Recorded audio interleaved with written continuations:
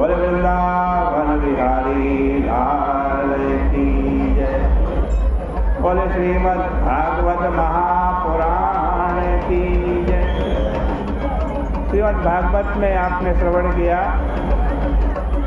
भगवान बावन बलि के यज्ञ में पधारे और बावन भगवान ने 3 पग भूमि बलि से मांगी। उधर शुक्राचार्य जी आ गए और बलि को बताया ये तो साक्षात नारायण है, 2 पग में ही सारा ब्रह्मांड नाप देंगे।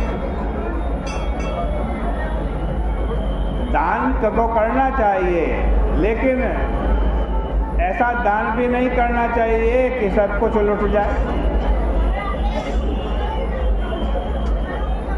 बहुत सारा उपदेश जो पहली कथा में आपने सुना था, शुक्राचार्य जी ने बलि को दिया। सुखदेव जी कहते हैं कि परीक्षित, शुक्राचार्य जी की बात सुन करके बलि जो थे वो क्षण भर के लिए चुप हो गए, किंतु बाद में उन्होंने विनय पूर्वक अपने गुरुजी को उत्तर देना प्रारंभ किया। बलि कहने, गुरुदेव आपने गृहस्थों के लिए जो सच झूठ मिला करके बोलने के लिए कहा है वो वाणिज्य है, क्योंकि सच झूठ मिलाकर वाणिज्य ही होता है। केवल सच सच अथवा झूठ झूठ बोलना वाणिज्य नहीं। जैसे गृहस्थ आश्रम में वाणिज्य है, वर्ण धर्म में वैश्य है, वैसे ही जीवन में भी सत्य और असत्य का मिश्रण है। गृहस्थ और वैश्यों को वही धर्म पालन करना चाहिए जिससे धन में, भोग में, यश में, जीविका में कोई बाधा ना आए। लेकिन गुरुदेव, मैं तो यज्ञ में बैठा हूं,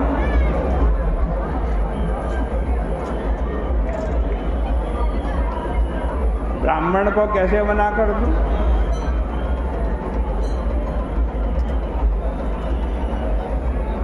एक बार प्रतिज्ञा कर ली, कैसे मुकर जाऊं? ये धरती कहती है कि असत्य से बढ़कर के कोई अधर्म नहीं है। सबसे बड़ा अधर्म क्या है? असत्य है। वो कहती है मैं सब कुछ सहन कर सकती हूँ, लेकिन असत्य नहीं सहन कर सकती।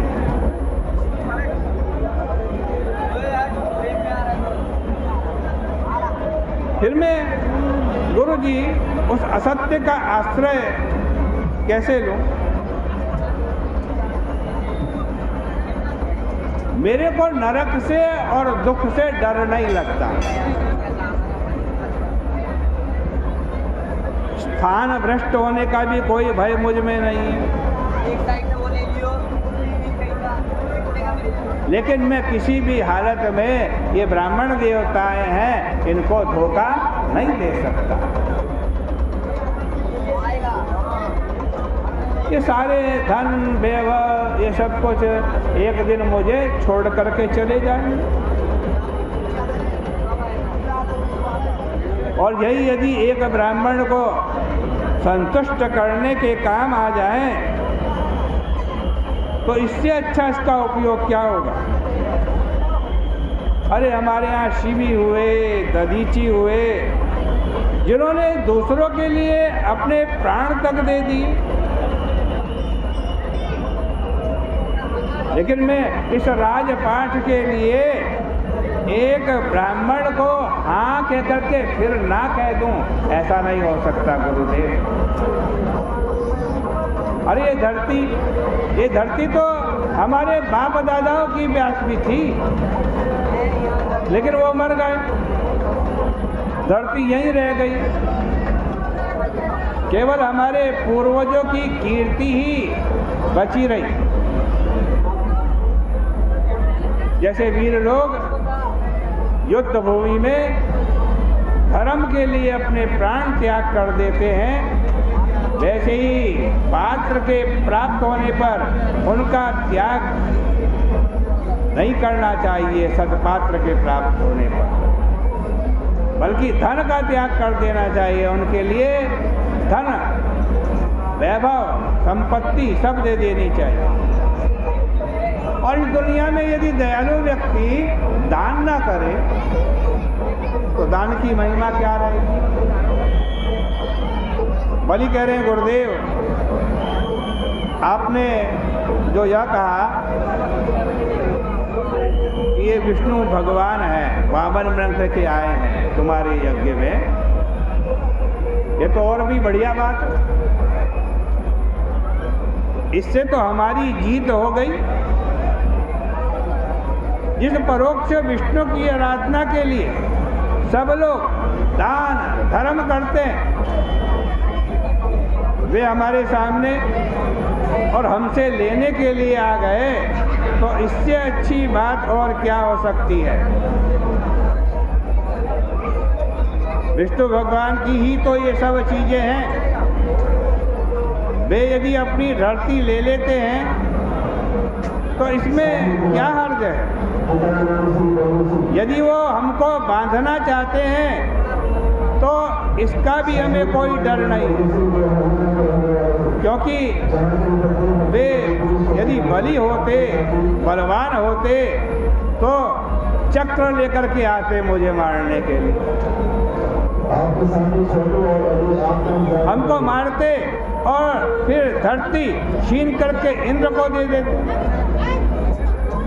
अरे ये तो हमसे हार करके वेश बदल करके आए हैं। इनके आने मात्र से ही हमारी जीत हो गई। ये यदि हमको बांधना चाहेंगे तब भी हम इनके ऊपर प्रहार नहीं करेंगे, क्योंकि ये ब्राह्मण बन करके हमारे पास आए हैं। यदि इनका इरादा हम पर हथियार चलाने का हो तब भी हम इनके ऊपर हथियार नहीं चलाएंगे और इनसे हार जाएंगे। तब भी किसकी जीत होगी? तब भी जीत हमारी ही होगी। हमारे यश का भी नाश नहीं होगा। ये हमसे सारी धरती लेना चाहें तो ले ले। अब देखो, सभी गुरु चाहते हैं कि शिष्य उनकी आज्ञा का पालन करे,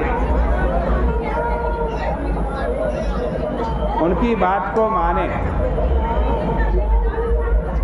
इसलिए जब बलि ने अपने गुरु की बात नहीं मानी तो उनको क्रोध आ गया और उन्होंने कहा, मूर्ख, तू है तो अज्ञानी, लेकिन अभिमानवश धर्म ज्ञानी बनता है। तुमने मेरी आज्ञा का उल्लंघन किया, इसलिए तो शीघ्र ही अपना ऐश्वर्य खो बैठेगा। लेकिन इस पर भी,